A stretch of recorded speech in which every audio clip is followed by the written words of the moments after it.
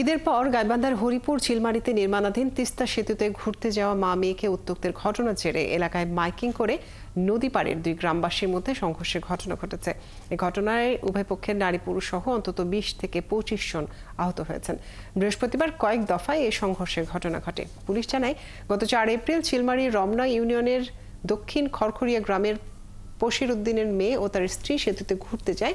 এ সময় গাইবান্ধার সুন্দরগঞ্জের হরিপুর ইউনিয়নের বিজয়, পাভেল ও সুমন নামের ৩ যুবক তাদের উত্ত্যক্ত করে ও গোপনে ছবি তোলে। এতে মা ও মেয়ে প্রতিবাদ করলে ওই যুবকরা তাদের সাথে অশোভন আচরণ করেন। এ সময় স্থানীয় ২ ব্যক্তি এগিয়ে গেলে তাদেরও মারধর করে তারা। বিষয়টি জানাজানি হলে এলাকার লোকজন ক্ষিপ্ত হয়ে ওঠে এবং নদী পাড়ের গাইবান্ধা ও কুড়িগ্রামের ২ গ্রামের বাসিন্দাদের মধ্যে দ্বন্দ্বে জড়িয়ে পড়ে। খবর পেয়ে পুলিশ ও সেনাবাহিনীর একটি টিম ঘটনাস্থলে গিয়ে পরিস্থিতি নিয়ন্ত্রণে আনে।